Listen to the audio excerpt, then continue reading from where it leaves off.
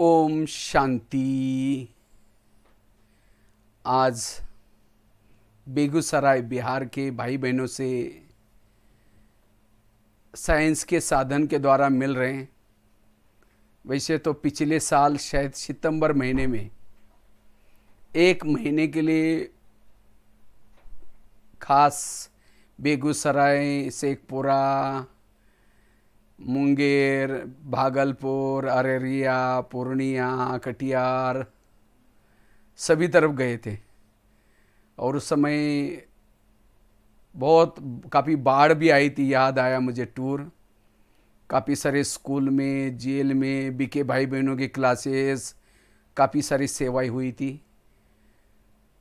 तो कई बहनों ने कहा था कि भाई आप आए तो बरसात बहुत आई थी, तो कई स्कूलों में छुट्टियां थी। कहा कि अगले साल आना ज़रूर।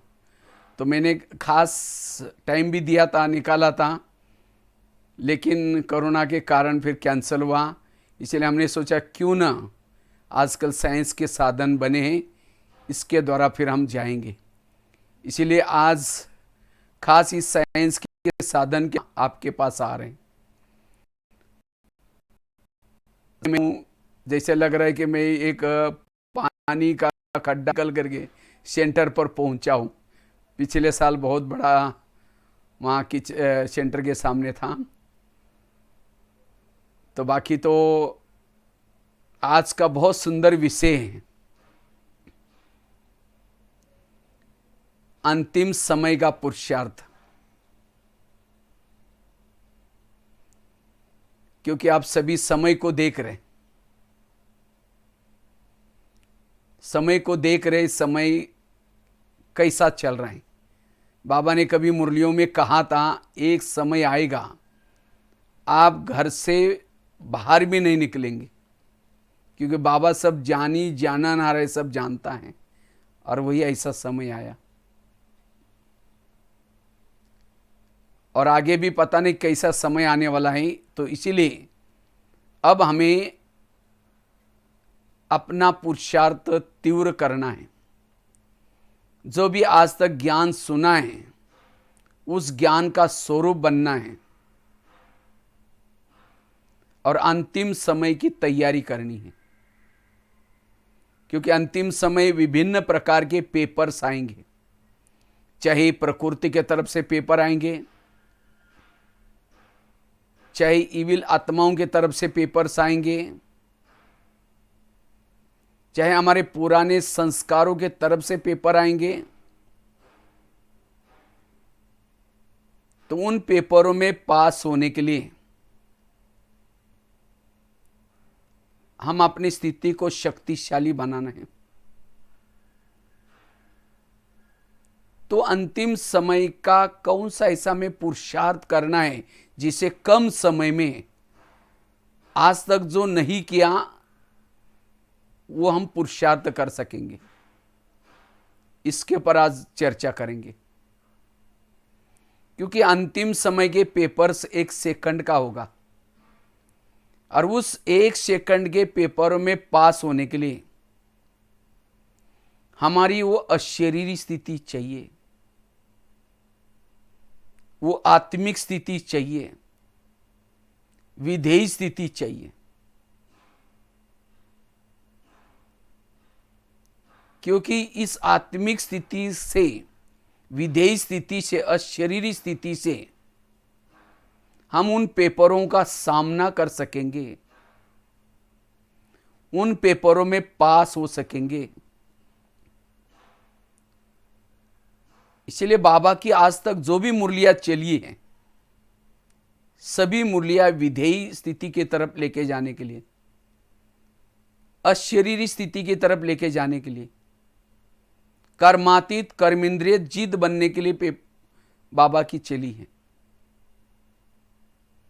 और उसके लिए बाबा ने विभिन्न प्रकार की धारणा बताई है, यह स्थिति कब बनेगी।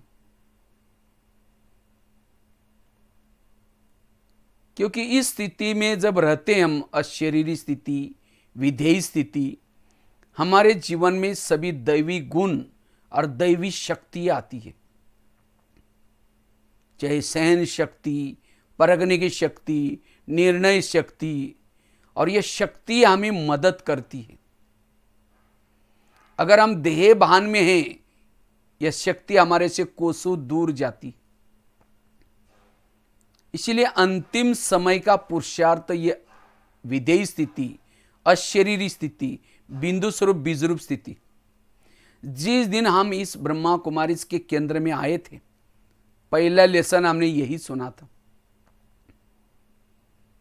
और अंत का लेसन वो सुना था, लेकिन अंत में अब हमें इसका स्वरूप बनना है।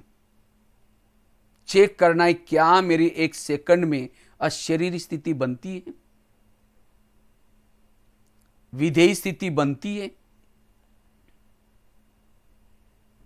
अगर नहीं बनती तो उसका अभ्यास करना है। बार बार हमें बाबा ने कई ड्रिल्स बताए हैं। एक सेकंड में स्टॉप करो, मन के संकल्प को स्टॉप करो, बिंदु बनो। जिसके पास ज्ञान के अथाह बिंदु है, वो बिंदु स्वरूप में टिक सकता है, वो अशरीरी स्थिति में स्थित रह सकता है। क्योंकि इस स्थिति में जब हम रहते हैं, हमारे अंदर जो कमी है, कमजोरी है, वो परिवर्तन हो जाती है। कितने भी मेरे कड़े संस्कार हो, कितनी भी मेरी बुरी आदतें हो, उन बुरी आदतों पर जीत प्राप्त करना है, उसको परिवर्तन करना है, यह स्थिति जरूरी। क्योंकि इस स्थिति में स्थित रहने से अति इंद्रिय सुख मिलता है,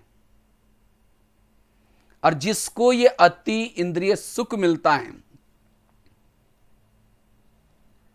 वो संसार के कोई भी तरफ आकर्षित नहीं हो सकता। क्योंकि इस स्थिति में रहने से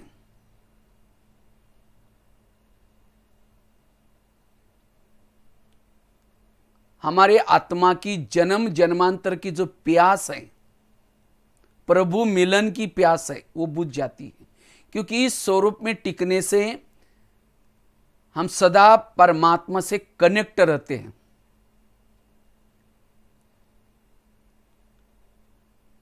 सदा परमात्मा से कनेक्ट रहेंगे। कहते हैं खुदा तब भूल जाता है जब हम खुद अपने आप को भूल जाते हैं। इसलिए अंतिम समय के पेपरों में पास होने के लिए जिसको ही बाबा कहते बाप समान बनो, जैसा बाबा निराकारी स्थिति में रहता है, निराकारी है, विदेही है, ऐसे हमें बाप समान बनना है। और जब बाबा के समान हम बनेंगे तो बाबा के जो गुण है उसका हम स्वरूप बन सकेंगे। शांत स्वरूप, बाबा तो शांति का सागर है। इस स्वरूप में टिकने से हम शांत स्वरूप में रह सकते हैं, आनंद स्वरूप में रह सकते हैं, शक्ति स्वरूप में रह सकते हैं, पवित्र स्वरूप रह सकते हैं। और जब ये हमारे 7 गुण, 7 स्वरूप, जिसको भी बाबा कहते हैं सत्व प्रदान बनेंगे। इसलिए अंतिम समय के पेपरों में पास होने के लिए इस स्वरूप में टिकने का अभ्यास करना है। इससे हमारे अंदर संस्कारों के अंश के जो वंश है वो खत्म हो जाएंगे। हमारे अंदर एकाग्रता आएगी,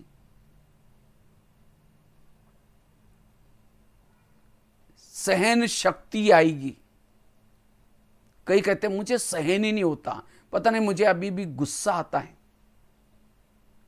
बाबा ने आज भी मुरली में कहा ना, काम विकार तो है लेकिन क्रोध भी कोई कम नहीं है, क्रोध भी शत्रु है। इसलिए आसुरी अवगुण, जिसको बाबा ने कहा लड़ाई करना, झगड़ा करना, ये आसुरी अवगुण नहीं होने चाहिए। उस किसके अंदर आते हैं? देह भान वालों के अंदर होते हैं। इसलिए देही अभिमानी, आत्माभिमानी, अशरीरी स्थिति में रहना, इससे हमारे अंदर दैवी गुण और दैवी संस्कृति आएगी। इसलिए चलते फिरते इस स्वरूप में टिकना है। बाबा ने कहा था एक मुरली में, बच्चे तुम्हारे साथ मेरा प्यार था, तुमने बहुत भक्ति की, इसलिए मेरा तुम्हारे साथ प्यार था, इसलिए मैं तुमसे मिलने के लिए आया। बाबा का स्वरूप है निराकार, तो भी तुम्हारे से मेरा प्यार था, इसलिए मैंने अपना रूप बदला और रूप बदल करके तुम्हारे जैसे ब्रह्मा के तन में साकार में आया और तुम्हें सारा सृष्टि का आदि मध्य अंत का ज्ञान का डमरू बजा बजा करके बताया। किसी लिए? तुम्हारी बुद्धि ऊपर लगाने के लिए। अब तुम्हारा मेरे से प्यार है, मैंने इतना तुम्हें पढ़ाया समझाया, अगर तुम्हारा अब मेरे से प्यार है, अब तुम क्या करो, मेरे को मिलने के लिए ऊपर आओ। लेकिन उसको मिलने के लिए परमात्मा जैसा है वैसा रूप धारण करना पड़ेगा। अब कई तो क्या करते हैं, परमात्मा से मिलना चाहते हैं, घंटों तक बैठना चाहते हैं, लेकिन टिक नहीं सकते। क्यों? क्योंकि अपने स्वरूप में नहीं टिकते, और अपने स्वरूप में नहीं टिकते, इसलिए परमात्मा का वो निराकार स्वरूप बुद्धि के सामने आता ही नहीं है, इसीलिए ज्यादा समय टिक नहीं सकते। इसीलिए हमें यह मेहनत करनी है सारा दिन, चलते फिरते मैं आत्मा हूं, सामने वाली आत्मा है, मैं आत्मा इन आंखों के द्वारा देख रही हूं, कानों के द्वारा सुन रही हूं, मैं आत्मा हूं। जैसे ब्रह्मा बाबा ने शुरू में ये मेहनत की, और इसी मेहनत से बाबा कर्मातीत बने, कर्मेंद्रिय जीत बने और इतना ऊंचा पद प्राप्त किया। ये पहला लेसन और अंत का लेसन यही है। यही हमारा अंतिम समय का पुरुषार्थ होना चाहिए, आत्मा का पुरुषार्थ। क्योंकि इस स्वरूप में टिकने से वायुमंडल अच्छा फैल जाएगा। आंखें खुली है, कान खुला है, देखते हुए भी न देखने की अवस्था बनी रहेगी। यह अवस्था जैसे सूर्य के समान है। गीता में कृष्ण अर्जुन को कहता है, हे अर्जुन, अब तुम सूर्य बनो, सूर्य। इसी तरह इस अंतिम समय हमें सूर्य की स्थिति में स्थित रहना है। सूर्य की स्थिति में स्थित रहने से, बिंदु स्वरूप अशरीरी विधेय स्थिति में रहने से सूर्यवंशी में आएंगे। क्योंकि इस स्थिति में माया की चाल नहीं चल सकती। माया कोई भी प्रकार से आपके ऊपर वार नहीं कर सकती। कब? जब हम इस स्वरूप में टिकते हैं।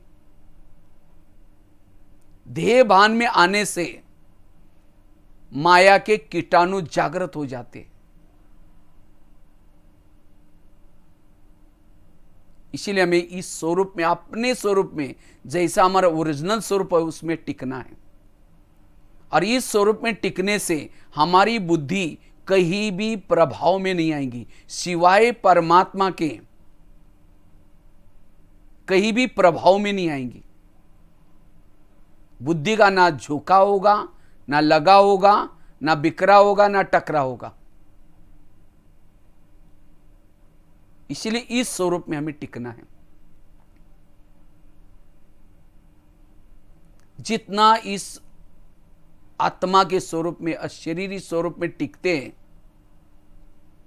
हमें किसी के भी दोष भी दिखाई नहीं पड़ेंगे, सब अच्छे नजर आएंगे। इतना ही नहीं, हमारा संकल्प पर कंट्रोल आएगा, सभी इंद्रियों पर कंट्रोल आएगा।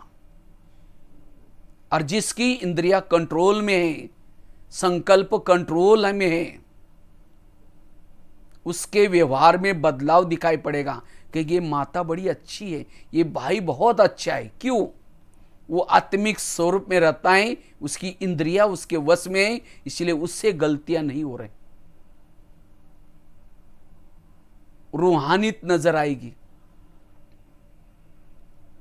और वही देवताओं के समान उसकी चाल चलन बनेगी, उनका संपर्क सबको प्यारा लगेगा। इसीलिए बाबा कहते ये पुरुषार्थ करो, ये अंतिम समय का पुरुषार्थ है। इस स्थिति में रहने से आंखें खुली है, कान खुला है, देखते हुए भी न देखने की अवस्था बनी रहेगी। संकल्प में बल आएगा, वाणी में बल आएगा, दृष्टि में बल आएगा। एक जगह पर बैठे भी आप विश्व में वायुमंडल फैला सकेंगे। शक्तिशाली वाइब्रेशन फैला सकेंगे।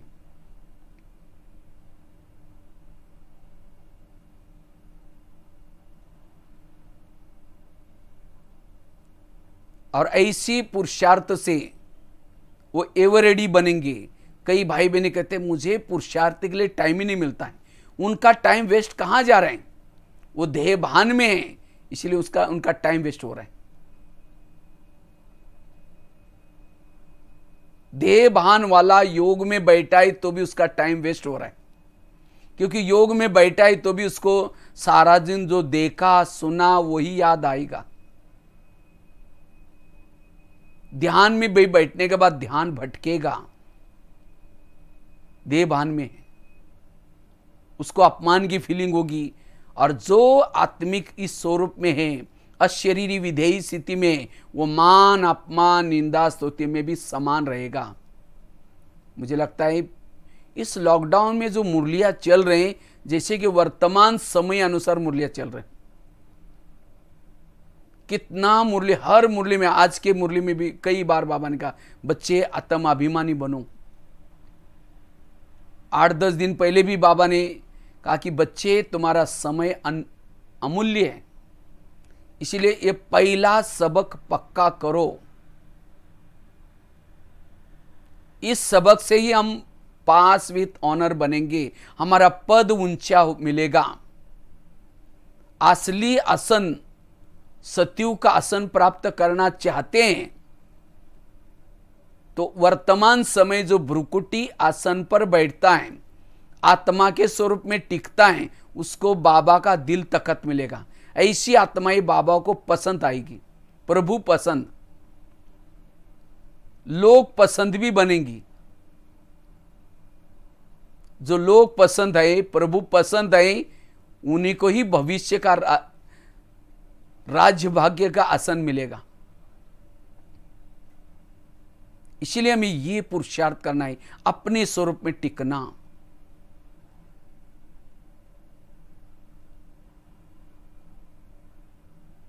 इसे योग सहज हो जाएगा, सेवाएं भी अनेक आपके पास आएगी। जितना अपने स्वरूप में टिकते हैं उतना सेवा पीछे आएगी। सेवा के पीछे दौड़ने की जरूरत नहीं।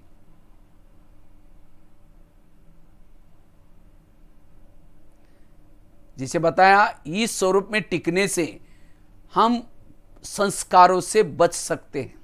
आज कई भाई बहनों को कहते पता नहीं मैं इतना दिन से ज्ञान में चल रहा हूं, पता नहीं फिर भी मेरा ये संस्कार नहीं बदल रहा है, दिल शिकस्त हो रहे हैं। वो संस्कार क्यों नहीं बदल रहे हैं? क्योंकि देह के भान में। जैसे राम रावण का युद्ध चलता है, राम रावण का एक सिर काटता है, फिर दूसरा काटता है, रावण नहीं मरता। विभीषण आकर के कहता है ये ऐसा नहीं मरेगा, उसके नाभि में तेल लगाओ, और जब नाभि में तेल लगा तो रावण मर गया। इसी तरह हम भी रावण को मारने में, संस्कारों को परिवर्तन करने में लगे हैं। कोई 2 साल से, कोई 4 साल से, लेकिन नहीं मर रहा है। क्यों? हमें कभी काम का गला काट देते हैं, दोबारा वो जुड़ जाता है। कभी कभी क्रोध को खत्म कर लेते हैं, दोबारा आ जाता है। चूहा को निकालो, बिल्ली आ जाती है, बिल्ली को निकालो। क्यों? क्योंकि देह भान को खत्म नहीं किया। जब हम आत्मा के स्वरूप में टिकेंगे, विकारों के सारे गले कट जाएंगे। वास्तव में विकारों को प्रवेश देने का कारण है देह का भान। देह भान विकारों का सरदार है, मुखिया है। देह भान आया, सारे विकार आ जाते हैं।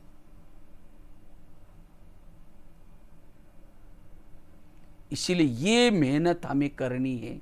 ये है अंतिम समय का पुरुषार्थ।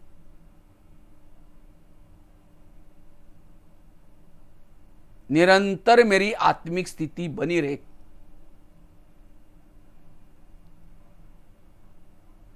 ये टोटल जो ज्ञान है, विस्तार जो बाबा ने कर्मों का ज्ञान, ड्रामा का ज्ञान जो हुआ, ये जो विस्तार किया किसी लिए, आत्मिक स्वरूप में टिकने के लिए।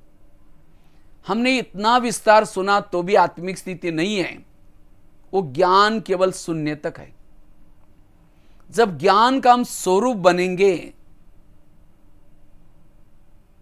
तब जाकर के ये आत्मिक स्वरूप बनेगा।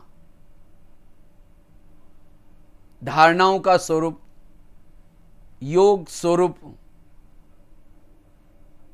बाबा ने कहा 4 सब्जेक्ट हैं, ज्ञान युक्त, योग युक्त, धारणा युक्त और वही निरंतर सेवाधारी, निरंतर योगी। जैसा उसका कि उसका सेवा का लंगर लगा हुआ है। जो आत्मा के स्वरूप में टिकता है उसके बाद सेवा की लंगर लगी है। इसलिए अपने इस स्वरूप में टिकने का अभ्यास, स्वयं की स्थिति को शक्तिशाली बनाना, उसका आधार है आत्मिक स्वरूप। इस स्वरूप में टिकने से हमारे जन्म जन्मांतर के जो जाने अनजाने जो गलतियां की, विकर्म की, वो भस्म हो जाते हैं। ऐसे स्वरूप में टिकने से हम कर्म योगी बन सकते हैं, योगयुक्त रह सकते हैं निरंतर। इसलिए बाबा ने 4 सब्जेक्ट रखे, ज्ञान, योग, धारणा और सेवा। ये 4 सब्जेक्ट का सार भी है निरंतर आत्मिक स्वरूप में टिकना। और ये स्वरूप में टिकने से हमारा वोरा बढ़ता जाता है। और जिसका वोरा पावरफुल है उस वोरे के अंदर कोई भी निगेटिव बातें नहीं आ सकती। और जिसका जितना वोरा ज्यादा है उतना उसका राज्य भी बड़ा होगा।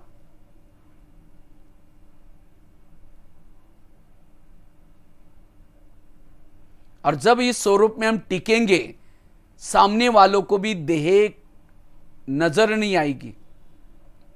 एक दिन ऐसे में गुलजार दादी के पास गया था, तो दादी जी को एक प्रश्न पूछा। हमने कहा, दादी जी आप लोग आज तक अभी भी क्या पुरुषार्थ करते, किस चीज का अटेंशन देते? पुरुषार्थ तो नहीं कहेंगे। तो दादी ने एक बहुत अच्छी बात बताई, कहा कि हम लोग यही अटेंशन देते हैं कि हमारे सामने कोई भी आ जाए वो अशरीरी बन जाए, वो अशरीरी बन जाए। वो कैसे बन जाएगा? जब वो शरीर है तो वो भी अशरीरी बन जाता है। तो देखो, दादियाँ भी यही पुरुषार्थ करके महारथी बने, ब्रह्मा बाबा भी इसी पुरुषार्थ से महारथी बने, विजय बने, नारायण बने, कर्मातीत बने। क्योंकि इसी स्थिति में रहने से हमारे बॉडी के अंदर लाइट फैलती है, कर्मेंद्रिया शीतल बन जाती है, अंग अंग शीतल बन जाता है।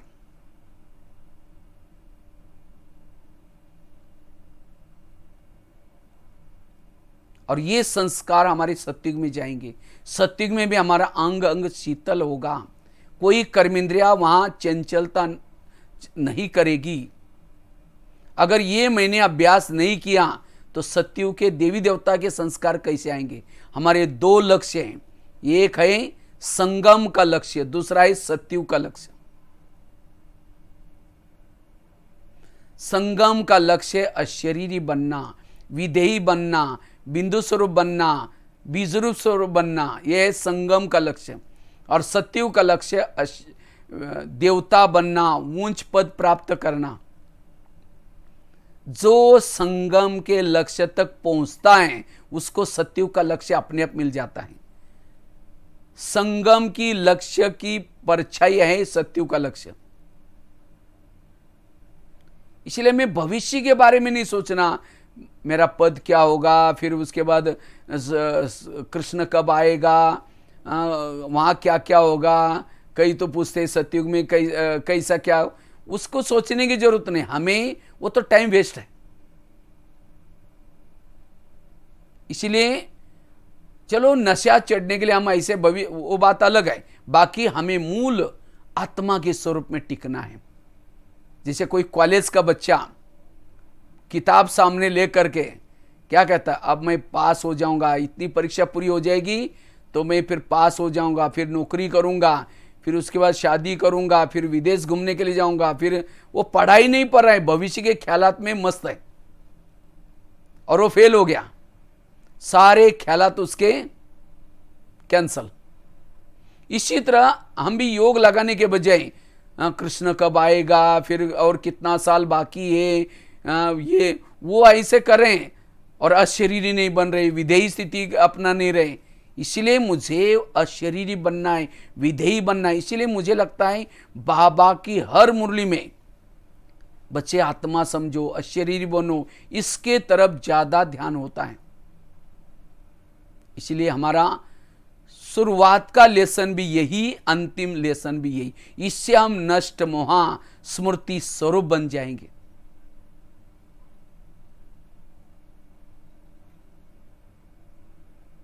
ये है हमारी पावरफुल स्थिति। और जब ये सुख मिलता है, अतीन्द्रिय सुख आत्मा के स्वरूप में, अंदर से आत्मा गाती है, पाना था सो पा लिया, मुझे कुछ नहीं चाहिए। इस स्वरूप में टिकने वाली आत्माओं के सामने कोई सोना डाले, चांदी डाले, कहे कि मुझे कुछ नहीं चाहिए। जैसे कोई जिलेबी खाता है, उसके सामने मुरी रखो, मुरमुरा, कहेगा नहीं नहीं मुझे मुरमुरा नहीं चाहिए, इतनी अच्छी चीज खाई। वो भरपूर है, संपन्न है, संपूर्ण है। इस स्वरूप में टिकने से संपन्नता और संपूर्णता आएगी। इसी स्थिति से हमारी फरिश्ता स्थिति बनेगी। हमारी मन बुद्धि हल्की रहेगी, क्लीन क्लियर रहेगी। इसलिए ये पुरुषार्थ करना है। लेकिन ये स्थिति मेरी सदा बनी रहे, उसके लिए क्या करें? मेरी सदा ये शरीर के अंदर, भ्रुकुटी के अंदर आत्मा की स्थिति बनी रहे, उसके लिए कुछ बातों का पुरुषार्थ जरूरी है। सबसे पहली बात है, हमें सारा दिन निरहंकारी होकर के रहना है। निरहंकारी वाला ही इस स्वरूप में टिक सकता है। जैसे आज भी बाबा ने कहा, कई तो क्या करते हैं, सेंटर पर घमासान करते, धूम चक्कर मचाते, मुझे पूछा ही नहीं, इसको पूछा, मुझे नहीं पूछा, मैंने इतना किया। ये पूछ पूछ की पूछ अभिमान है। कोई कला का अभिमान, कोई विशेषता का अभिमान, कोई कर्ता का अभिमान। जो इस मैं के अभिमान में होता है, ये मैं स्वरूप में, आत्मा स्वरूप में टिक नहीं सकता। इसीलिए अगर मुझे आत्मा के स्वरूप में टिकना है, इस निराकारी की स्थिति बनानी है, मुझे अभिमान से दूर रहना है। अभिमान देह भान जागृत करता है। कोई मुझे पूछे ना पूछे, बाबा तो पूछता है ना। जो स्थूल मैं के स्वरूप में रहता है, उसका जमा भी कुछ भी नहीं होगा। मैं करता हूं, मैंने किया। वास्तव में हमारे जीवन की गुण, कला, विशेषता ये प्रभु की देन है। इसलिए कुछ भी कार्य किया, बाबा ने कराया, बाबा कराता है, बाबा। जितना बाबा बाबा आएगा, अभिमान नहीं आएगा। इसलिए अगर मुझे इस स्वरूप में टिकना है, मुझे निरहंकारी बनना है। वैसे तो ये महीना जुलाई महीना दीदी का महीना है, पिछला महीना मम्मा का था, 24 जून का। दीदी हमेशा कहती थी मर मर मर, झुक झुक झुक, सीख सीख सीख। जीवन में मरना सीखो, झुकना सीखो, सीखना सीखो। वो कौन मर सकता है, कौन सीख सकता है? जो निरहंकारी है। अगर कोई बात का अभिमान है,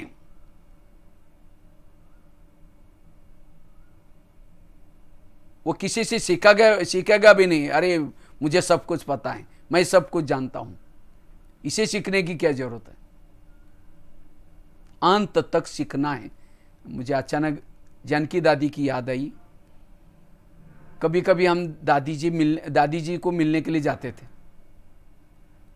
तो हंसा बहन बाजू में बैठी रहती थी। कहते दादी ये कौन है पता है? भगवान भाई है, ये कभी कभी बहुत क्लास कराता है दादी। तो दादी कहते थे अच्छा अच्छा बताओ बताओ आज क्या सुनाया। मैंने कहा दादी हम तो क्या सुनाते, आप जो सुनाते वही हम लोग बातें। नहीं नहीं नहीं बताओ बताओ। बराबर माइक पकड़ा करके कान में लगा करके बताओ आज क्या पॉइंट सुनाया आपने। मैं सोचता था दादी के अंदर कितनी सीखने की भावना। दादी के पास कोई ज्ञानामृत आता था, पत्र पुष्प आता था, जो भी मैगजीन्स आती थी, सब चीजों को दादी बड़े ध्यान से पहले पन्ने से लास्ट तक पढ़ती थी। सीखना यह है। इसीलिए दादी हमेशा कहती मैं कौन, मेरा कौन। इसीलिए हमें चेक करना है कहीं मुझे अभिमान तो नहीं आता। अभिमान वालों को अपमान की फीलिंग होती है। अभिमान वालों के संकल्प बहुत तेजी से चलते हैं, और जिसके संकल्प व्यर्थ चलते हैं, एनर्जी वेस्ट हो रहे हैं, वो कभी भी आत्मा के स्वरूप की अनुभूति नहीं कर सकता। वो कर्म योगी नहीं बन सकता। वो औरों के दोष ही देखेगा। जिसने उसका अपमान किया उसके बारे में ही सोचेगा। उसके लिए नफरत आएगी, घृणा आएगी। इसलिए मुझे अंतिम समय के स्वरूप में टिकना है। मुझे निरहंकारी होकर के रहना है। निरहंकारी वाला अंत में विजयी बनेगा। पांडवों ने इतना बड़ा युद्ध किया, उसमें तो विजय वो बन गए, लेकिन लास्ट में विजय होने के बाद भी वो हार गए। कैसे हार गए?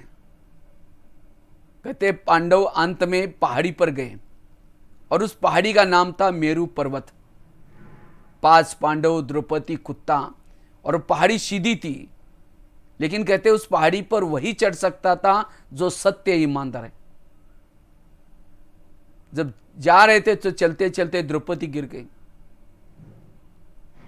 आगे गया नकुल गिर गया, सहदेव गिर गया, भीम गिर गया, अर्जुन भी गिर गया। केवल कुत्ता और युधिष्ठिर स्वर्ग में गए।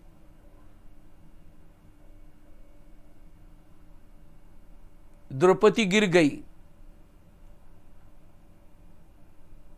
उसका सबके साथ प्यार था, लेकिन अर्जुन से एक्स्ट्रा लगाव था, इसीलिए वो फेल हो गई।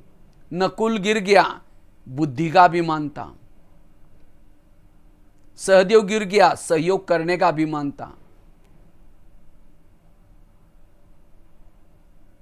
भीम गिर गया, गदा युद्ध का अभिमान था। अर्जुन गिर गया, अक्षय सेना को मैंने मारा, यह अभिमान था। वो भूल गए कि मेरे साथ कृष्ण की शक्ति थी। इसी तरह हमने बहुत सेवाएं की, बहुत कुछ किया, लेकिन मेरा उसका अभिमान आया, अंत में फेल।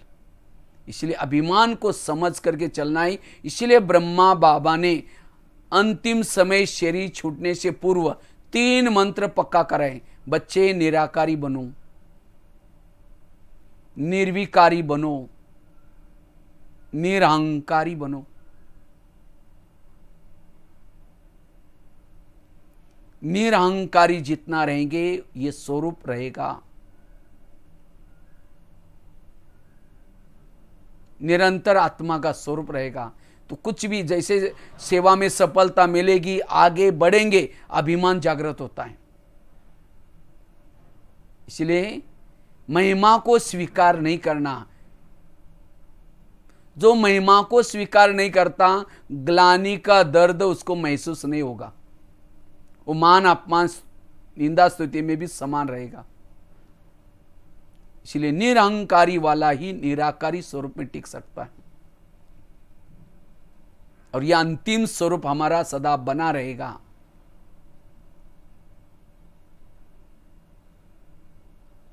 दूसरी बात है, अगर मुझे इस स्वरूप की अनुभूति करनी है,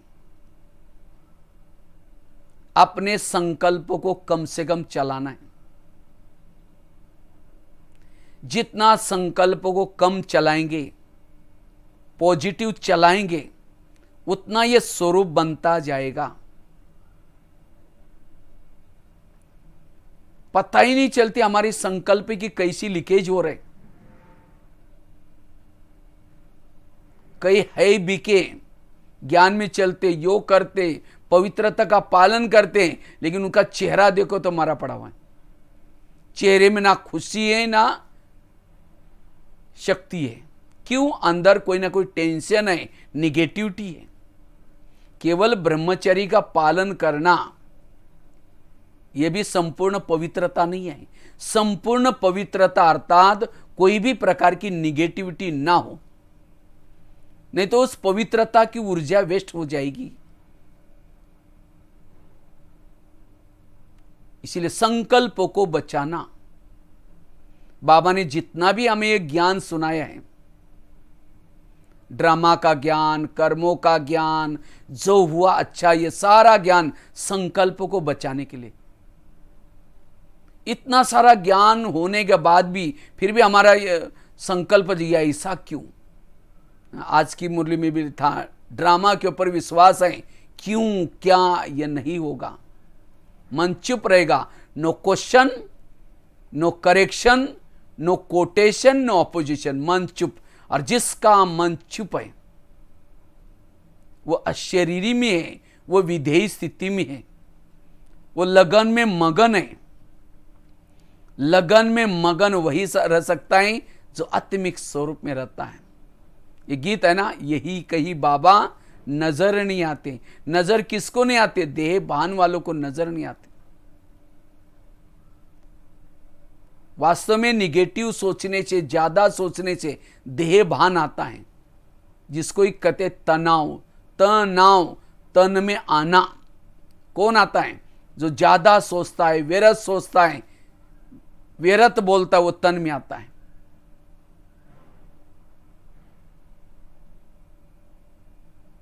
इसलिए मन को सदा चुप रखना, व्यर्थ संकल्प से बचना। और आजकल तो वैसे अपनी हेल्थ को अच्छी रखने के लिए भी इस संकल्प को बचाना बहुत जरूरी है। जितने ज्यादा संकल्प चलते हैं, हमारी रोग प्रतिकात्मक शक्ति भी कम हो जाती है। जो तनाव में रहता है, टेंशन में रहता है, रोग प्रतिकात्मक शक्ति कम हो जाती है, इम्यूनिटी पावर कम हो जाती है।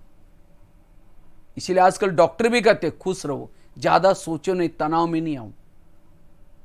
और वैसे हमें तो बाबा ने सारा, बच्चे जो कुछ होगा सब कल्याणकारी होगा, ड्रामा रिपीट हो रहा है, नथिंग न्यू, ये सब पाठ पढ़ाया ताकि हमारा मन चुप रहे।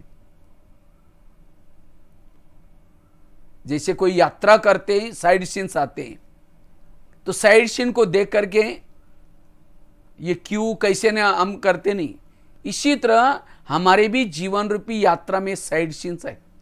इसलिए अपने संकल्पों को बचाना, क्यों क्या नहीं करना। और जितना इसका स्वरूप बनेंगे, हमारी निराकारी स्थिति बनती रहेगी, बिंदु स्वरूप बीजरूप स्थिति बनती रहेगी। अंतिम समय का हम अभ्यास एवरेडी बन सकेंगे। इसलिए व्यर्थ संकल्प से बचना। व्यर्थ संकल्प से वायुमंडल भी व्यर्थ बनता है, बिगड़ता है। हमें वायुमंडल को शुद्ध बनाना है। समर्थ संकल्प से वायुमंडल समर्थ बनेगा। समर्थ संकल्प से बोल भी समर्थ, वृत्ति भी समर्थ, दृष्टि भी समर्थ। वो अलस अलबेलापन से भी दूर रहेगा। एक्टिव अलर्ट रहेगा। समर्थ विचार वाला कभी थकेगा नहीं, ना उसका शरीर थकता है ना उसका मन थकता है। समर्थ सोच वालों में मन में ताकत होती है, और ताकत वाला मन ही इस दुनिया के आकर्षण से ऊपर जा सकता है। जैसे रॉकेट को उड़ाने के लिए ईंधन डालते हैं, जितना ईंधन रिफाइन होगा उतना वो तेजी से स्पेस से ऊपर जा सकता है, धरती के आकर्षण से ऊपर जा सकता है। इसी तरह जितना हमारे अंदर समर्थ संकल्प है, उतना हमारा मन बुद्धि रूपी रॉकेट इस दुनिया की आकर्षण से ऊपर जा सकता है, प्रभु मिलन कर सकता है। इसलिए व्यर्थों से अपने आप को बचाना, यह अंतिम समय का पुरुषार्थ।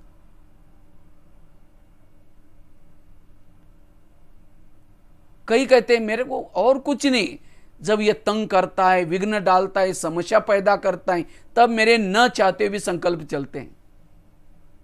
इसका मतलब मैंने ड्रामा को समझा ही नहीं। टाली कभी एक हाथ से नहीं बजती, टाली के लिए दो हाथ चाहिए। अगर कोई मुझे तंग करता है, परेशान करता है, इसका मतलब मैंने भी कभी उसको किया था,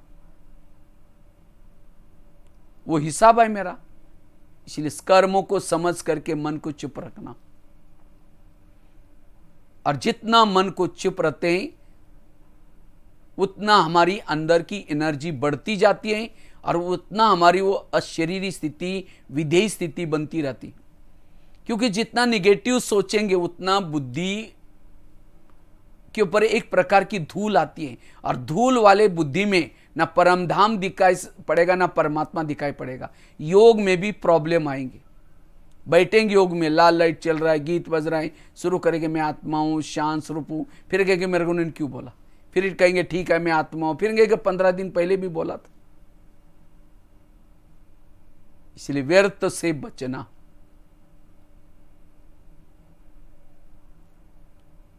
तब जाकर के हमारी अशरीरी बिंदु स्वरूप आत्मिक स्थिति बनेगी।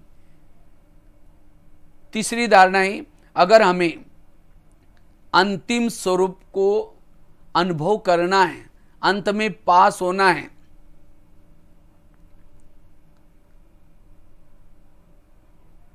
पहले तो बताएं निरहंकारी बनना, दूसरी बात है संकल्प को बचाना, तीसरी बात है अगर इस स्वरूप की अनुभूति करनी है, हमें अपने पुराने संस्कारों को परिवर्तन करना है। अगर पुराने संस्कारों में हम बार बार उस संस्कारों के वश हो जाते हैं, हमारी की कमाई चट हो जाती है। जब की कमाई जमा ही नहीं है तो आत्मिक स्वरूप कैसा बनेगा, अंतिम स्वरूप। इसलिए बार बार जैसे कहते हैं मम्मा मम्मा क्यों बनी थी, मम्मा ने एक गलती दोबारा नहीं की, लेकिन हम क्या करते हैं, अपने संस्कारों को बार बार रिपीट करते हैं, चाहते नहीं तो भी संस्कारों के वश हो जाते हैं। और जब बार बार संस्कारों के वश हो जाते हैं, हमारी ताकत कम हो जाती है, तो ये स्वरूप का अनुभव नहीं कर पाएंगे। हमारा बहुत काल का अभ्यास चाहिए।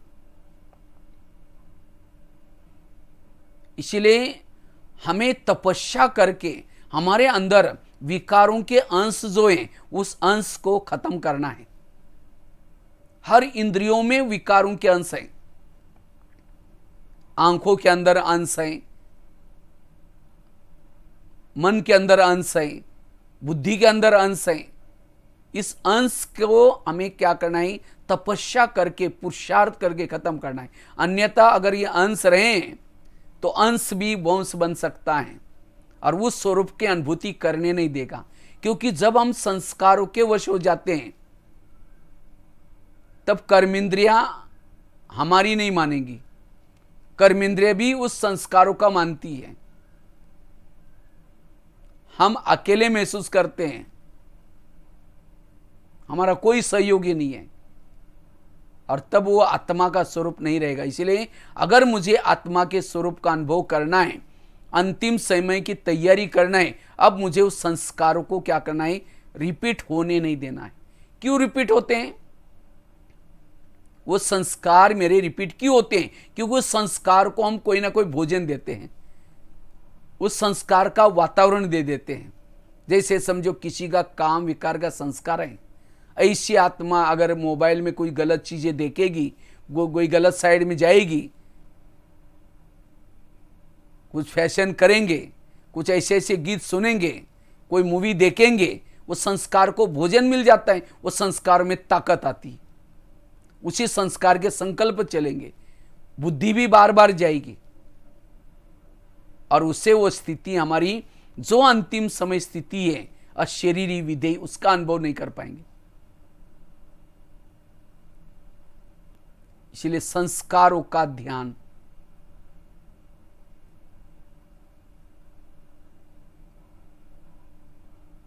चौथी चीज है, अगर हमें अंतिम समय की तैयारी करनी है, इस अशरीरी का अनुभव करना है, हमें एक दूसरे के दोष देखना, अवगुण देखना, इसको इधर उधर वर्णन करना, इसको छोड़ना है। क्योंकि ये समय किसी के दोष देखने का नहीं है, किसी के अवगुण देखने का नहीं है। ये समय है स्वयं को परिवर्तन करने का, ये समय है सोचिंतन करने का, आप आत्मा का चिंतन करने का, अपने बारे में सोचने का। दूसरों के बारे में सोचेंगे टाइम वेस्ट हो जाएगा।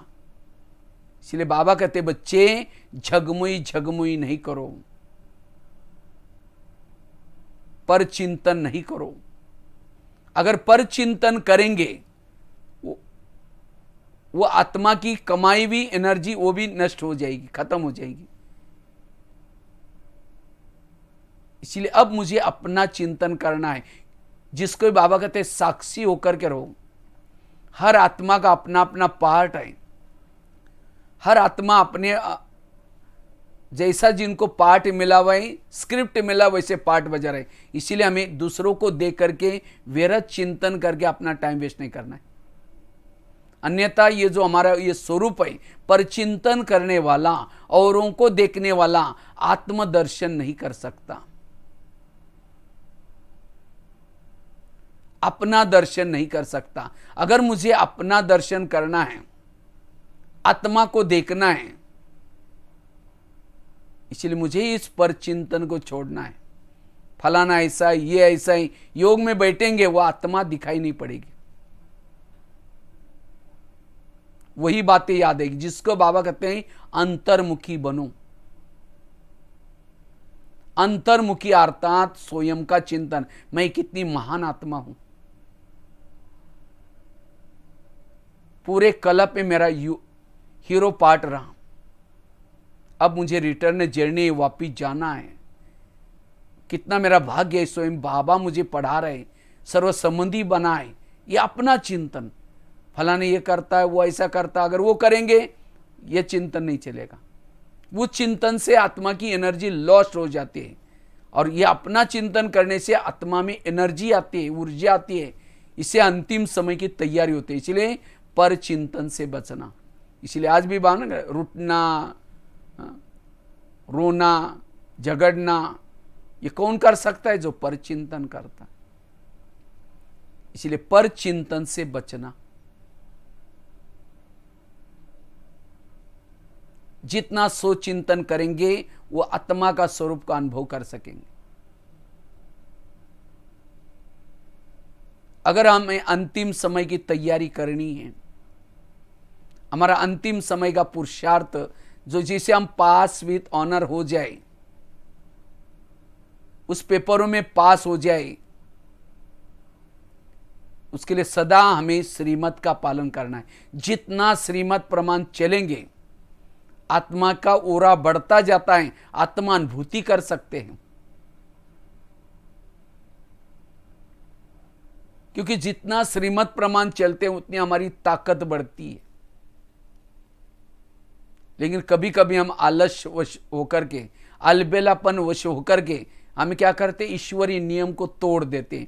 ये ईश्वरीय नियम को तोड़ा, देहबान आ जाता है, ताकत कम हो जाते हैं।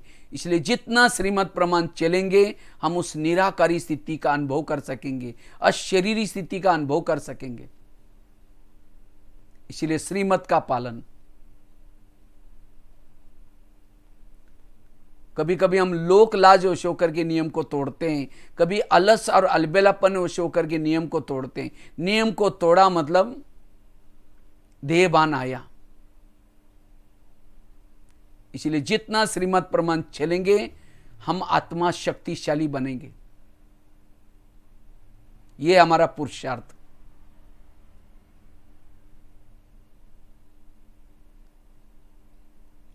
अंतिम समय के पेपर में पास होने के लिए, ये अशरीरी का अनुभव करने के लिए, विधेय स्थिति का अनुभव करने के लिए योग तपस्या।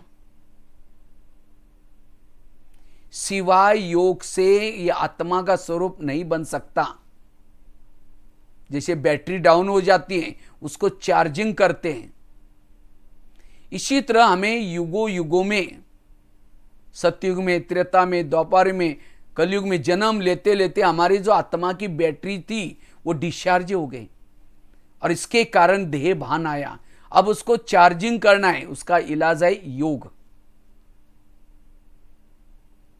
इसलिए आज भी बाबा ने कहा कि कई महारथी हैं, ज्ञान सुनाने में तो होशियार हैं लेकिन योग में कच्चे हैं, योग में फेल है।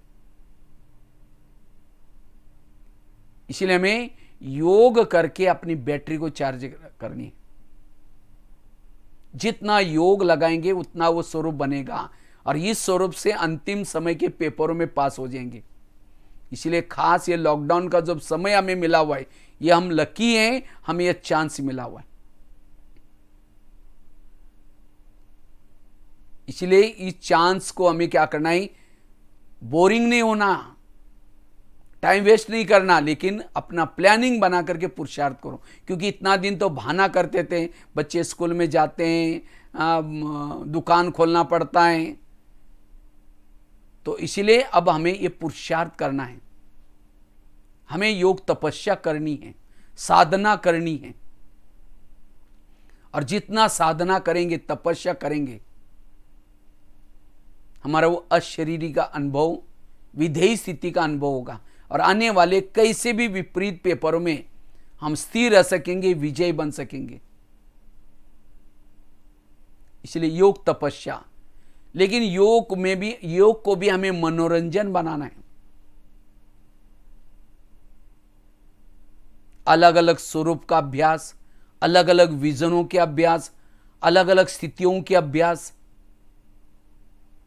सर्व संबंधों का अनुभव।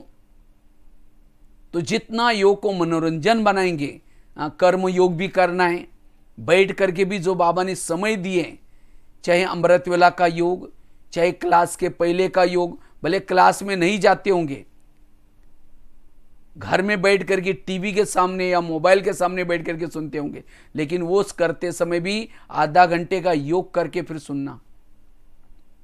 नहीं, ऐसा नहीं घर का खाना बनाओ, काम करो और रोज मुरली सुनो, ये तो बहुत अच्छा है, फिर आगे तो जाने की जरूरत नहीं, लेकिन नहीं, ये तो हमें मजबूरी के कारण साधन मिले हैं। जैसा माहौल ठीक हो जाएगा, लॉकडाउन खुल जाएगा, जैसे पहले हम सेंटर पर जाते थे फिर से जाना है, क्योंकि संगठन से बल मिलता है, ताकत मिलती है। इसलिए अब हमें क्या करना है, ऐसा नहीं समझना कि बहनें तो देख ही नहीं रही, मैंने मुरली सुनी या नहीं सुनी। हाँ, मैंने देखता हूँ कि कई बहनें क्या करती हैं, कहते हैं कि आप अपने जो यूट्यूब से सुनते हैं तो क्या करो, वो चैट बॉक्स होता है उसके अंदर ओम शांति दीदी जी करके या ओम शांति बाबा लिखो तो पता चलेगा कौन कौन जुड़ा हुआ है, मुरली कौन कौन सुन रहे हैं। तो ये भी आपकी हाजिरी लगेगी। पढ़ाई जरूरी है, जितना ये 3 चीजें करेंगे, अमृत वेला अच्छा करेंगे, क्लास के पहले योग करेंगे सवेरे सवेरे, और साथ में मुरली ध्यान से सुनेंगे, ये 3 चीजों से हमारा आत्मिक स्वरूप बन जाएगा। और सवेरे सवेरे जिन्होंने ये 3 चीजों को अच्छा किया है वो सारा दिन आत्मिक स्वरूप में रहेगा। और आत्मिक स्वरूप में रहने वाला पहाड़ की समान समस्या भी आएगी, उसको राई बना देगा, रुई बना देगा। लेकिन ये आत्मिक स्वरूप बनाने के लिए 3 चीजों की मेहनत करनी है। अमृत वेला की मेहनत, क्लास के पहले मुरली सुनने से पहले आधे घंटे का योग, और साथ में ईश्वरीय महावाक्य ध्यान से सुनना। भले उसको डायरी में भी नोट करो। मैं तो हमेशा अपने पास पैड रखता हूं और उस पैड के अंदर अच्छी तरह स्केच पेन से मुरली का एक एक महावाक्य जो अच्छा लगा उसको नोट करता रहता हूं। तो जरूर क्लास के पहले योग करने से आपको मुरली की पॉइंट को कैच करने की अच्छी एकाग्रता आएगी। और सवेरे ये 3 चीजें करने वाला इस आत्मिक स्वरूप में टिकता है। फिर सारा दिन में हमें क्या करना है, जो शाम का नुमा शाम का योग, रात को सोने से पहले योग, ट्रैफिक कंट्रोल, ये नियम पालन करने से सहज ही हम आत्मिक स्वरूप में टिक से। और जो आत्मिक स्वरूप में टिकता है, इस संसार में रहते हुए भी संसार से पार है। उसका ध्यान और मन, शरीर यहां चल रहे हैं, शरीर काम कर रहे हैं, लेकिन ध्यान और मन परमात्मा साजन के पास लगा रहेगा, परमात्मा के पास लगा रहेगा। इसीलिए हमें अपनी स्थिति को पावरफुल बनाने के लिए क्या करना है, ये योग तपस्या के पर ध्यान देना है। और जितनी तपस्या करेंगे ये अशरीरी स्थिति आएगी। लेकिन वो विधि पूर्वक योग, ऐसा नहीं कि योग में बैठेंगे, मन एक तरफ आए, बुद्धि एक तरफ आए और केवल टाइम पास वाला योग किया, फिर योग में बैठेंगे, फिर एक झुटका लगा देंगे, फिर देखेंगे और 5 मिनट बाकी है फिर योग करेंगे। ऐसा नहीं, विधि पूर्वक अटेंशन रखना है कि मेरा ध्यान कहीं भटक तो नहीं रहा है। और ध्यान वही भटकता है जहां कोई लगा हुआ है या झुका हुआ है। इसलिए बुद्धि से बात करो, ये बुद्धि तुम कहां गई, तुम बाबा से बात करो। इसी तरह तपस्या। तो इस तरह से, वैसे तो बहुत सारी बातें हैं अंतिम समय की तैयारी करने के लिए। अंतिम समय का यही पुरुषार्थ है, अशरीरी बनना, विधेय स्थिति का अनुभव करना, बीज रूप बिंदु स्वरूप बनना। और इसी स्थिति के द्वारा हर प्रकार की समस्या का हम समाधान कर सकेंगे।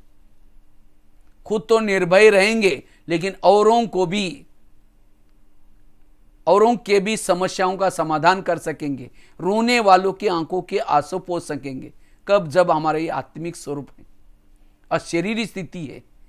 इसलिए अंतिम समय के पेपरों में हमें भी पास होना है, औरों को भी मदद करना है। इसलिए ये स्वरूप में टिकना जरूरी है और यही हमारा असली पुरुषार्थ है। और उसके लिए धारणा कुछ बताई। एक तो संकल्पों को कम चलाना, पर चिंतन की बातों से बचना, बाबा के श्रीमत का पालन करना, अमृत वेला का योग अच्छा करना, जो बैठक योग को अच्छी तरह करना। ये कुछ धारणा करेंगे तब जाकर के हमारा ये स्वरूप आएगा। इसलिए हमें सदा मेरा ये आत्मिक स्वरूप बना रहे, इसके ऊपर अटेंशन, इसके ऊपर ध्यान देना है। इसीलिए बाबा ने खास तो ड्रिल बताई थी, 5 स्वरूपों का अभ्यास करो। बीच बीच में 5 स्वरूपों में स्थित रहना है। हर घंटे में बाबा ने कहा कि इसका अभ्यास करो। आदि स्वरूप, मूल स्वरूप में क्या थे? मैं आत्मा। उसके बाद देवता का स्वरूप, पूज्य स्वरूप, ब्राह्मण स्वरूप और फरिश्ता स्वरूप। और लास्ट में तो बाबा ने कहा केवल फरिश्ता स्वरूप का अभ्यास करो। फरिश्ता और साथ में आत्मा का स्वरूप, ये ड्रिल। इसलिए हमें युक्ति से क्या करना है, इस स्वरूप में टिकना है। और जितना इस स्वरूप में टिकेंगे, आपकी इस स्वरूप में टिकने वालों के जीवन में कोई भी समस्या नहीं होगी, कोई भी प्रॉब्लम नहीं होंगे। वो हमेशा कहेगा मैं नो प्रॉब्लम, मुझे कोई प्रॉब्लम नहीं है। भले प्रॉब्लम होंगे, लेकिन प्रॉब्लम उसको पता भी नहीं चलेंगे। उसके जीवन में आत्मिक स्वरूप में रहने वाला उसके जीवन में तूफान आएंगे, लेकिन वही तूफान उसके लिए तोहफा बन जाएंगे, आगे बढ़ाने का साधन बन जाएंगे। इसीलिए हमें मेहनत करके ये पुरुषार्थ करना है। ठीक है, बाकी तो बातें तो बहुत हैं, लेकिन इस स्वरूप में अगर अभ्यास करेंगे, अनुभव करेंगे इसका। हमने तो क्या किया था, हर घंटे में चार्ट लिखा था, हर घंटे में चार्ट लिखते थे। मैं आत्मा हूं, ग्राफिक चार्ट बनाया था। जैसे और एक मैंने अभ्यास किया था, जैसे पहले लेसन में बाबा ने सुना था शरीर गाड़ी है और आत्मा उसका ड्राइवर है। जैसे गाड़ी का ड्राइवर रात को सोने से पहले गाड़ी को गैरेज में लगाता है और गाड़ी के अंदर नहीं सोता, सोने के लिए अपने घर में जाता है, इसी तरह हमें भी इस शरीर रूपी गाड़ी को रोज क्या करना है, सारा दिन घुमा करके रात को गैरेज में लगाते हैं, बेड पर लगाते हैं। उस समय स्मृति करना, ये गाड़ी थी, आज सारा दिन इसे सेवा ली, अब मैं इसके गैरेज में लगा रहा हूं, और गैरेज में लगा करके कवर ढाक रहा हूं। जैसे ड्राइवर क्या करता है, कवर ढाकता है, गाड़ी को लॉक करता है, कवर ढाकता है, गाड़ी को नमस्ते करता है। अपने घर में अगर फ्लैट ऊपर है, सीढ़ी से या लिफ्ट से जाता है और मम्मी पापा को समाचार सुनाता है, फिर सो जाता है। तो हमें भी क्या करना है, इस शरीर रूपी गाड़ी को गैरेज में बेड पर रखना है। कैसी भी है, लेकिन ये गाड़ी बहुत महत्व की है। इसे 84 जन्म की कमाई हो रही। तो नमस्ते करके अमल बताओ, बाबा इस गाड़ी के द्वारा क्या क्या किया। अगर आंखों ने धोखा दिया है तो बाबा सुना, बाबा आज मेरी आंख दिया, मेरे से गलती होगी, सुना करके कल ऐसा नहीं होगा, प्रॉमिस कर लो। समाचार सुना करके कुछ अच्छी सेवा की, वो भी सुना करके सारा पोतामल दे करके हल्के होकर के सो जाना। फिर जब दूसरे दिन उठेंगे बाबा याद आएगा। फिर ऊपर से जब नीचे आएंगे तो सारा दिन लगेगा मैं आत्मा रूपी ड्राइवर ऊपर से आया हूं, मैं आत्मा स्मृति रहेगी। शरीर का भान बिल्कुल भी न रहे। शरीर का कोई कुछ लेट्रिन डाला हुआ है, खांसी करने पर जो कप निकलता वो डाला है, हड्डी मांस डाला हुआ है, बेगो आपके हाथ में दिया और कहा कि इसको लेकर के सदा साथ में रखो, उसको बीच बीच में प्यार करो, चुंबन लो। क्या कहेंगे, नहीं नहीं नहीं नहीं, इसके अंदर क्या है हमको पता है, गंदा है, उसको ये करो, इसको तो फेंको, नजदीक नहीं रखेंगे। इसी तरह शरीर क्या है, शरीर में वही लेट्रिन भरा हुआ है, कप भरा हुआ है, हड्डी मांस भरी हुई है, और ऊपर से क्या है, चमड़ी है। चमड़ी सोने जी जैसे गोरी गोरी, लेकिन अंदर क्या है, वही लेट्रिन भरा हुआ है, कप भरा हुआ है, हड्डी मांस भरे हुए हैं। इसीलिए बाबा कहते बच्चे ऊपर का रूप नहीं देखो, लेकिन अंदर क्या है। इसीलिए परसों कहा ना बाबा ने, कई बार आंखें धोखा देते हैं, उसको देखते रहो, उसको कुछ गिफ्ट दो, बातें करते रहो, देह भान। इसलिए हमें हमारा प्यार किसी के देह से नहीं है, वो गोरा है देखो, न कि बॉडी को। अब समझो कोई घर में व्यक्ति आए हैं, आपको बात करने के बजाय घर को ही देख रहा है, तो कैसे लगे, अरे तुम मुझे। इसी तरह हमें किसी को घर को देखना नहीं है, वो काला है या गोरा है, लेकिन जिससे मिल रहे हैं आत्मा, उसको देखना। ब्रुकुटी में खिड़की से देखो, ये मेरा आत्मा भाई है, मैं इनसे मिलने के लिए आई हूं, मेरा इनसे प्यार है। जब भी शुरू में 11 साल स्कूल भी नहीं गए थे, 11 साल स्कूल में गए, उसके बाद रद्दी से डायरी लाते थे और फिर लिखते थे। तो एक बार ऐसे रद्दी में किताब मिला और उसी किताब से चलती वर्षा मिली। पहली दिन गीता वर्षा में गए थे, तो उसी दिन मुरली चल रही थी, बच्चे आत्मा समझो, आत्मा भी, पूरी मुरली आत्मा के ऊपर। तो मैंने क्या किया, बाहर आया और अपने हाथ पर लिख करके रखा है, ये लिखा है शब्द, मैं आत्मा हूं। और हमने इस बात के ऊपर ज्यादा थोड़ी सी मेहनत की। कहा मैं पहले पुलिस वालों से डरता था, कभी किसी से बात भी नहीं कर सकता था, क्योंकि गांव में रहता था, एकदम डरा सा रहता था। किसी को दो शब्द भी नहीं सुना सकता था। लेकिन इस एक अभ्यास से मुझे बहुत अच्छा निडर बना, काफ़ी सारी सहन शक्ति आई, बहुत सारा। तो मैं केवल ज्ञान नहीं सुनाया, लेकिन हमने इस बात के ऊपर ज़्यादा थोड़ा मेहनत की, और इसी एक मेहनत से बाबा ने बहुत मदद की। तो इसीलिए हमें ये मेहनत करनी है। जितना ये मूल अभ्यास करेंगे उतना मूल हमारे संस्कार अच्छे आएंगे, सहन शक्ति आएगी। किसी के कोई अगर आपकी बुराई करता है तो भी सुनने की ताकत आएगी। तो इसलिए ये आत्मा का अभ्यास हमें करना है, आत्माभिमानी बनना है। ठीक है। तो कंचन बहन को बहुत बहुत धन्यवाद, हमें सेवा का मौका मिला दिया, और भी सभी को हम जैसे सामने से देख रहे, तो बहुत अच्छा है। आप लोग भी बहुत अच्छा पुरुषार्थ कर रहे होंगे और करते रहेंगे, क्योंकि अभी जैसे बाबा कहते हैं, अंधेरे में कोई अगर एक ही दीपक जलता है, एक दीपक जल रहा है, पूरा अंधेरा है सभी तरफ, और एक दीपक जल रहा है, तो सबका ध्यान उसकी तरफ जाएगा। इसी तरह सेंटर पर हमें इस आत्मा के स्वरूप का अभ्यास जितना करेंगे, हमारा दीपक जग जाएगा, तब सभी का आकर्षण सेंटर की तरफ होगा। बुलाने की जरूरत नहीं, अपने आप खींचे हुए आएंगे। इसलिए हमें सेंटर का वायुमंडल अच्छा बनाना है, और वो वायुमंडल बनाने का आधार है ये आत्मा का अभ्यास। और इसलिए तपस्या का समय मिला हुआ है, तो तपस्या करेंगे, और सेवा अभी और बहुत सारी बढ़ेगी, 3-4 गुना सेवाई बढ़ेगी। इसलिए अभी हमें तपस्या करनी है।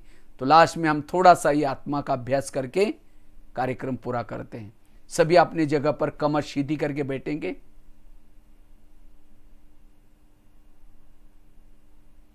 सभी अपने अपने भ्रुकुटी के अंदर आत्मा के स्वरूप में स्थित रहेंगे।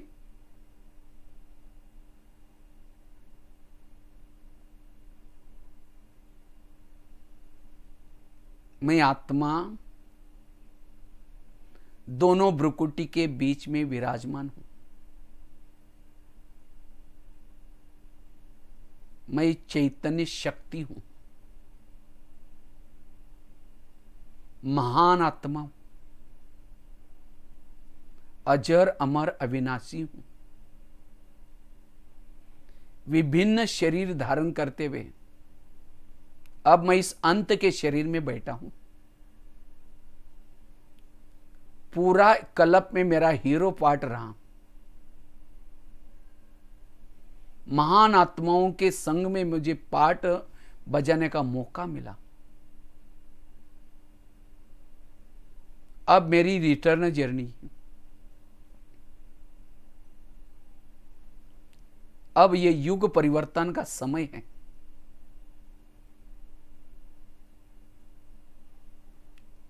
अब मुझे वापिस जाना है।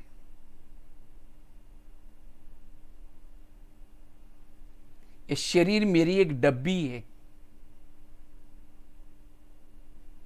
मैं आत्मा इसके अंदर चमकीला हीरा हूं।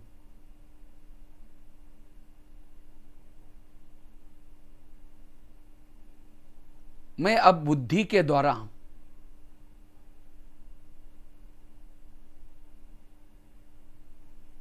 अपने अव्यक्त वतन की तरफ जा रहा हूं।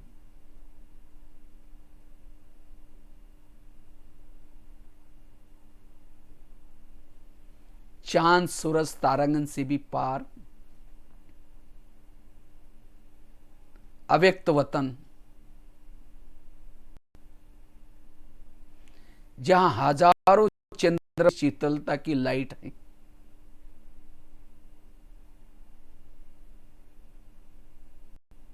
जहां फरिश्तों का राजा ब्रह्मा बाबा,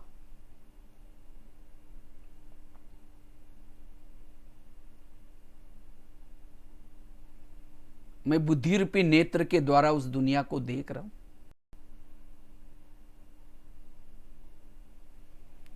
चारों ओर फरिश्ते ही फरिश्ते, आज फरिश्तों की जैसी महफिल लगी है।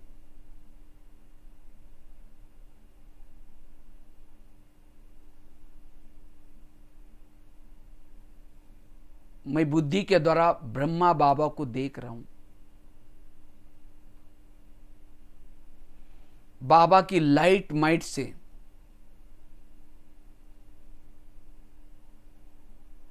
मेरा बुद्धि रूपी नेत्र क्लीन और क्लियर होता जा रहा है, एनर्जी आती जा रही।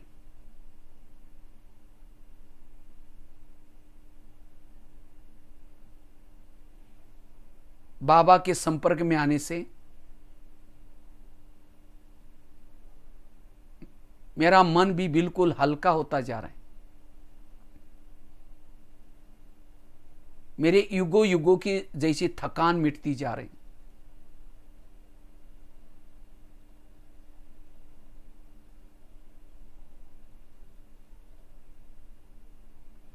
मैं सभी फरिश्तों से लाइट माइट ग्रहण कर रहा हूं।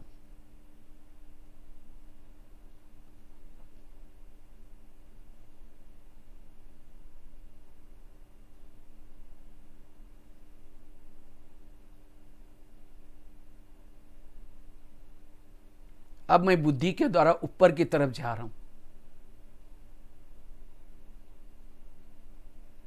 अपने मूल वतन में जा रहा हूं।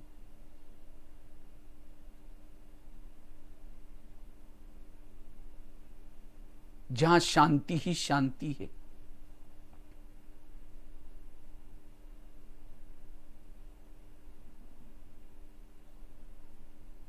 जैसे मैं मूल वतन में जाता हूं,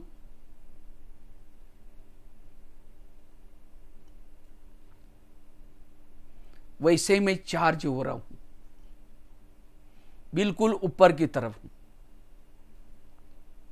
जहां सर्वशक्तिवान बिल्कुल शिव बाबा के नजदीक।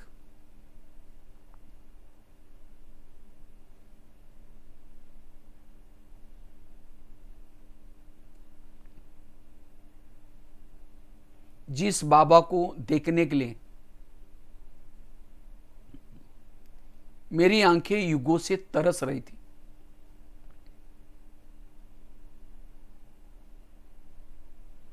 आज उस बाबा को जी भर करके देख रहा हूं।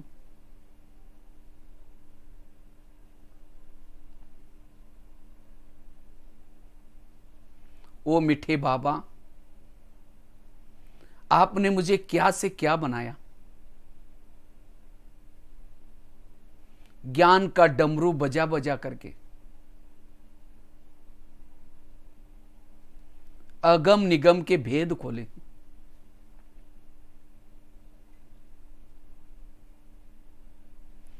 तीनों लोकों का,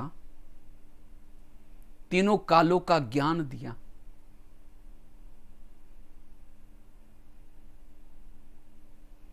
आपके इस उपकारों को कभी मैं भूल नहीं सकता हूं।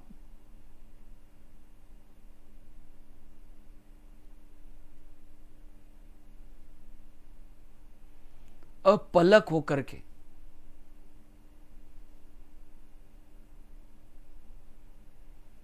वो सर्वशक्तिमान को देख रही हूं।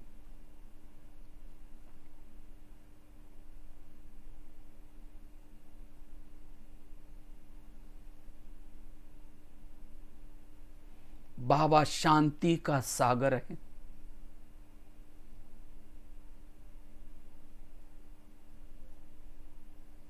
मैं शांत स्वरूप की अनुभूति करती जा रही।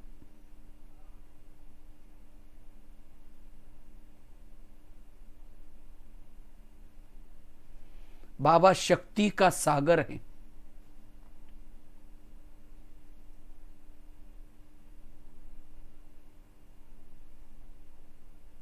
मैं शक्ति स्वरूप की अनुभूति करती जा रही।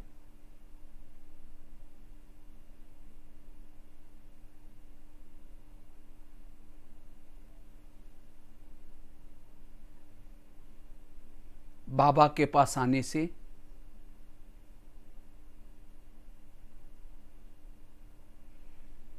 मैं अशरीरी विधेयी स्थिति की अनुभूति कर रहा हूं। ज्वाला स्वरूप बनता जा रहा हूं।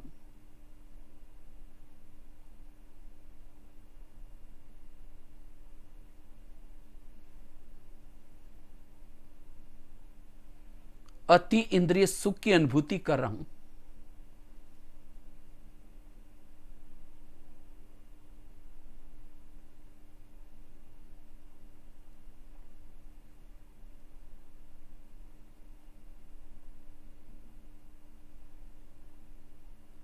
बाबा के सानिध्य से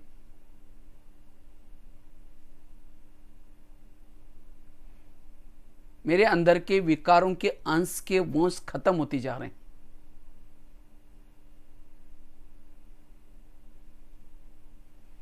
मैं समर्थ बनता जा रहा हूं।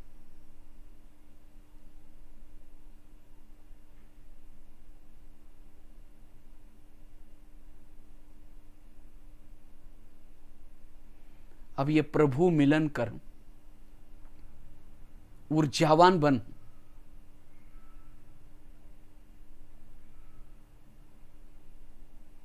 वापिस मैं धीरे धीरे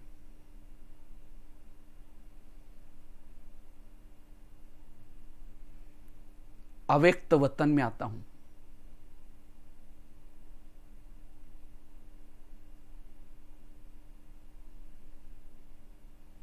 ब्रह्मा बाबा जैसे मुझे स्मृति दे रहे,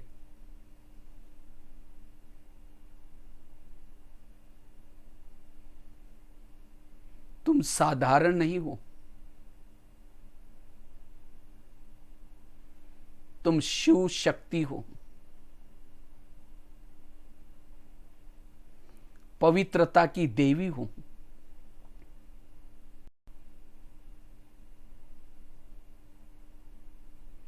भक्तों के इष्ट हूं।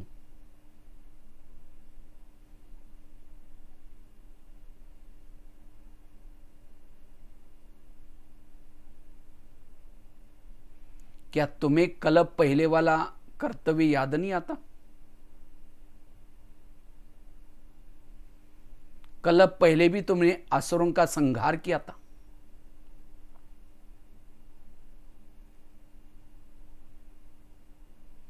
वह कर्तव्य करने का समय आ पहुंचा है।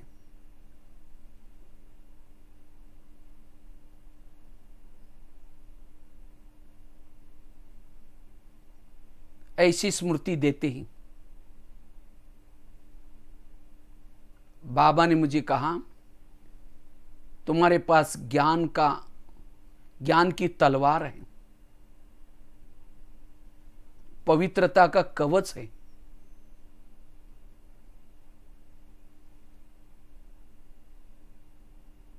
शक्ति का प्रतीक त्रिशूल है।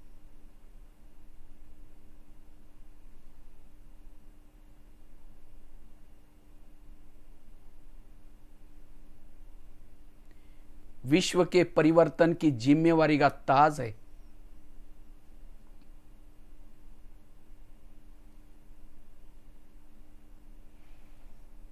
मेरी सर्व शक्तियां तुम्हारे साथ में हैं।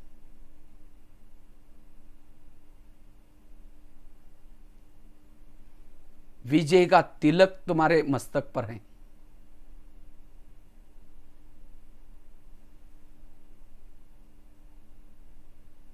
बाबा की स्मृति से मेरी आंतरिक शक्तियां जागृत हो रही। अब माया मेरा कुछ बिगाड़ नहीं सकती। मैं शिव, मैं शक्ति हूं।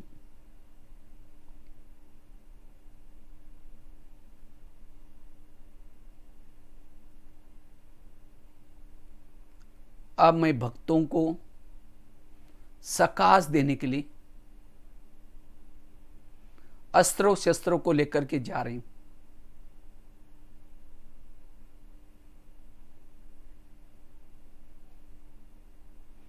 मेरे अंग अंग से शक्तियां निकलती जा रही।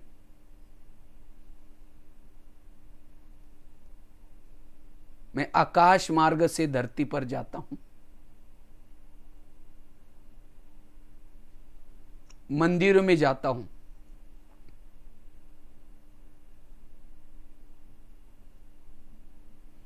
मूर्ति के पास खड़ा होकर के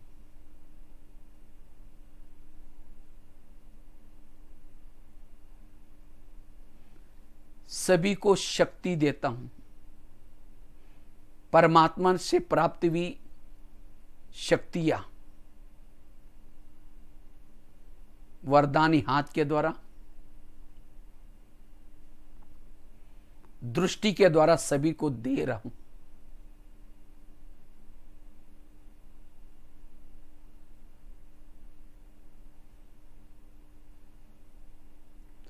सबको संदेश दे रहा हूं।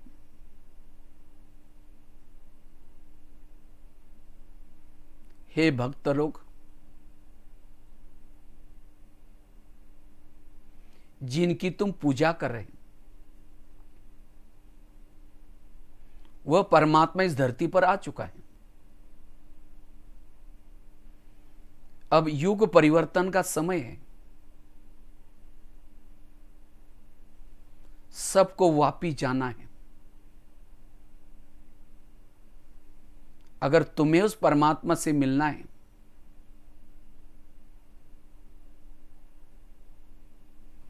तुम ब्रह्मा कुमारी आश्रम में जाओ।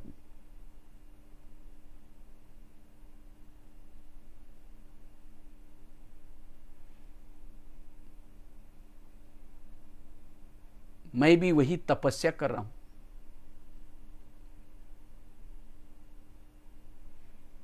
ये सोने का वक्त नहीं है। जागो। एक मंदिर से दूसरे मंदिर में, तीसरे मंदिर में,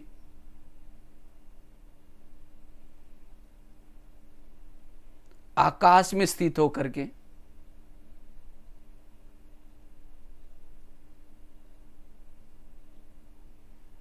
कभी पहाड़ों पर स्थित होकर के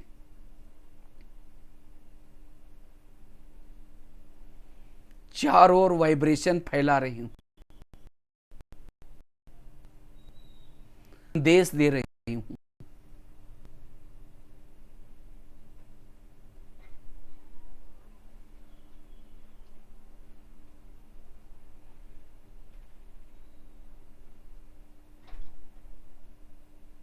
मैं शिव शक्ति हूं।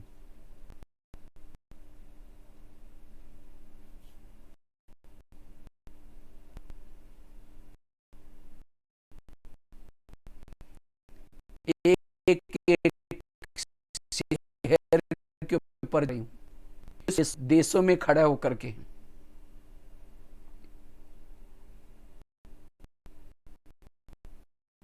से आत्मा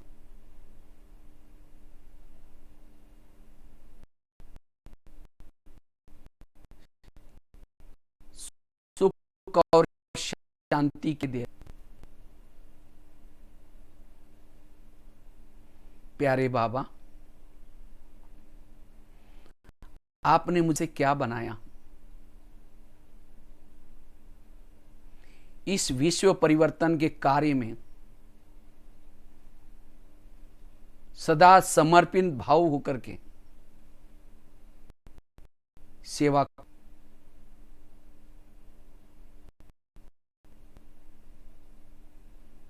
मां शीतलता की किरणें फैलाऊंगी।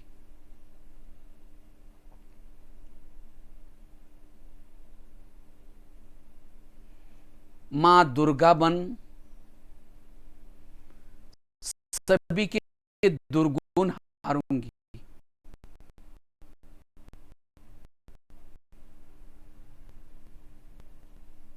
गायत्री बन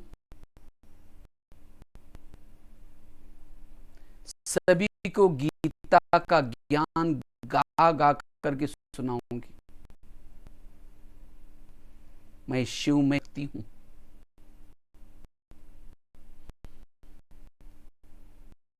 यही हूं।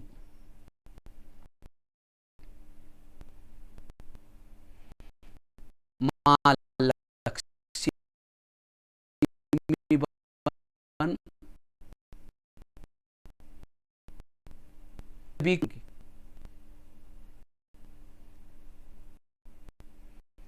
अब मैं बेहद की वैरागी हूं। इस संसार में मेरा कोई नहीं है।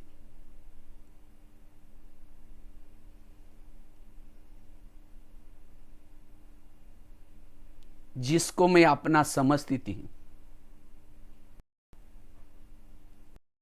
ये सब कुछ परिवर्तनशील है।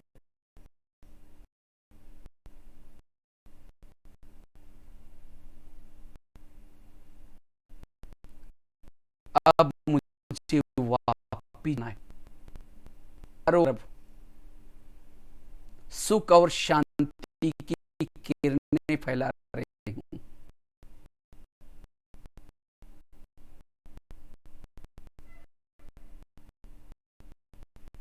मैं ज्वाला देवी हूं। मैं अपने अस्त्र शस्त्रों को समेट करके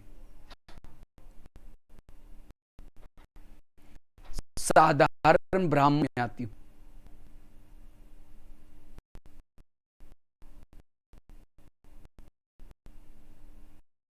ब्राह्मण स्वरूप में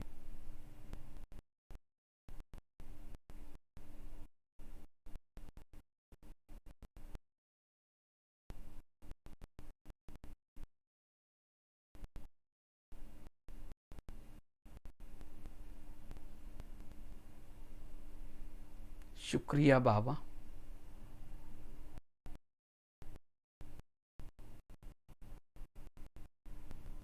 ओम शांति शांति शांति।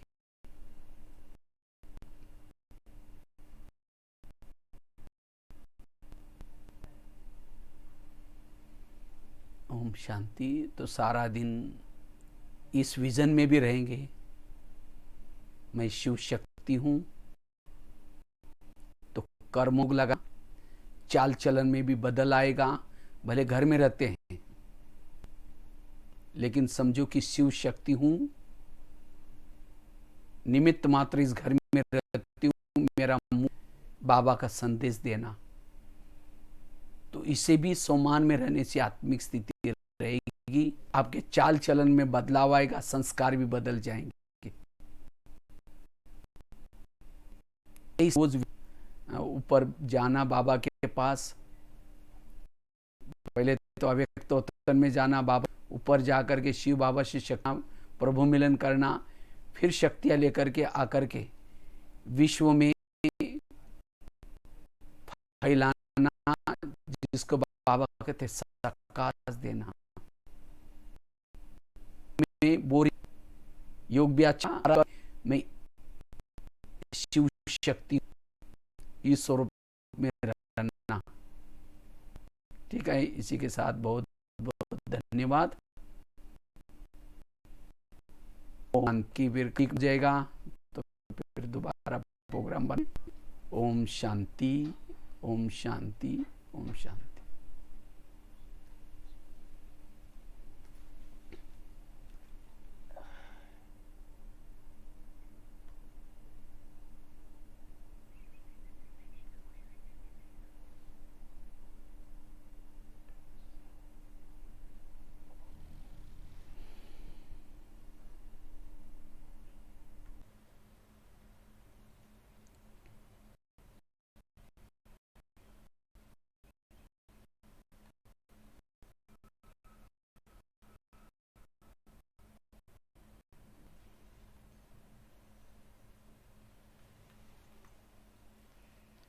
ओम शांति। आज बेगूसराय बिहार के भाई बहनों से, वैसे तो पिछले साल शायद सितंबर महीने में एक महीने के लिए बेगूसराय से एक पूरा मुंगेर, भागलपुर, अररिया, पूर्णिया सभी तरफ गए थे। और उस समय भी बाद आया मुझे टूर, काफ़ी सारे स्कूल में, जेल में, बीके भाई बहनों की क्लासेस काफ़ी सारे। तो कई बहनों ने कहा था कि भाई आप आए तो बरसात बहुत आई थी, तो कई स्कूलों में छुट्टियां थी, कहा कि अगले साल आना ज़रूर। तो मैंने खास टाइम भी दिया था, लेकिन कोरोना के कारण फिर कैंसिल हुआ। इसलिए हमने सोचा क्यों ना आजकल साइंस के साधन बने हैं, इसके द्वारा फिर हम जाएंगे। इसीलिए आज खास इस साइंस के साधन के द्वारा आपके पास आ रहे हैं। कि मैं एक पानी का खड़ा उसमें से निकल करके सेंटर पर पहुंचा हूं। पिछले साल बहुत बड़ा वहाँ की सेंटर के सामने था। तो बाकी तो आज का बहुत सुंदर विषय है, अंतिम समय का पुरुषार्थ।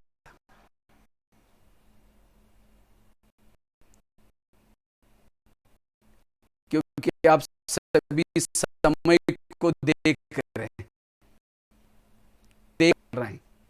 बाबा ने कभी मुरलियों में कहा था, एक समय आएगा आप बाहर निकलेंगे। क्योंकि बाबा सब जानी जाना ना रहे, सब जानता है, और वही ऐसा समय आया।